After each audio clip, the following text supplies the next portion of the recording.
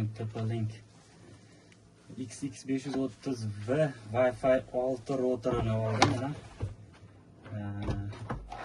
Telekomga ko'p javla qilganda Wi-Fi 6 o'rnatsangiz, Wi-Fi 6 tarqatyapmiz dedi. Tezligi juda zo'r deb maqtashdi. YouTube'lardan ham ko'p ko'rdim. Hamma blogerlar maqtagan. Endi buni hozir unpacking qilib ko'ramiz. Korobkalari yaxshi, oldingiga qaraganda ancha sifatli ishlangan korobkalari ham.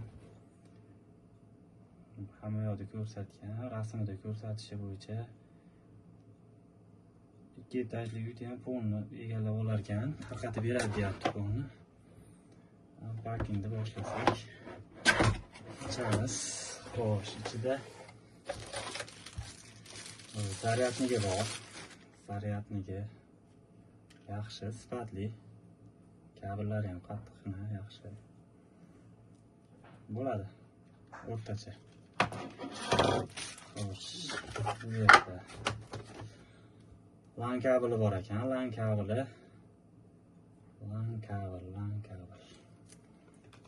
kabeli menimcha LAN kabeli 70 santimetrcha bor, shu 50 santimetrdan uzun lekin. Lekin mana shu kabelda zo'r ishlaydi haqiqatda, zavodskiy kabel. Boshqa kabellarni zajim qilganimizda bunchalik ishlamas edi. Bu ancha sifatli kabel, lekin kalta. Shu kaltaligi uchun ko'p ham ishlatavermaymiz. Endi routerni shu kompyuterni oldiga qo'yganingizda asosan kerak bo'ladi.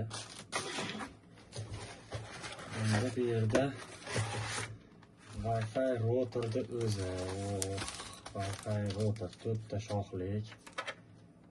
Haqiqatda shoxlari ham sifatli. Endi bu Wi-Fi routerni tezligi shoxlariga bog'liq emas. Shoxda tezlik bermaydi. Kimlardir aytadi, 4 ta shoxi, 6 ta shoxli bo'lsa yaxshi bo'ladi deydi. Eng asosiyga Wi-Fi routerni o'zida TP-Link bilamiz, endi haqiqatda sifatli narsa chiqaradi. Mana buni TP-Linkni o'zi bilan tanishsak, ko'rinishi dahshat. Haqiqatda zo'r ishlangan. Tepadagi telefonni ishlatsak, haqiqatda zo'r. Ko'rinishi dahshat. Xo'sh, bu yerda hamma yo'q, mana konnektorlari bor, yonuvchi svetlari, yonishni bildiradigan, internetga ulandi, jipon bor, bu yerda internet bor degan knopkasi yonganini bildiradi, Wi-Fi tarqatayotganini, telefon knopkasi deydi. Shuni hech ishlatib ko'rmadim, shu telefonni ulatish kerak. Orqasida asosan tokka ulanadigan port bor bu yerda. Shu yoqib o'chiradigan knopkasi bor.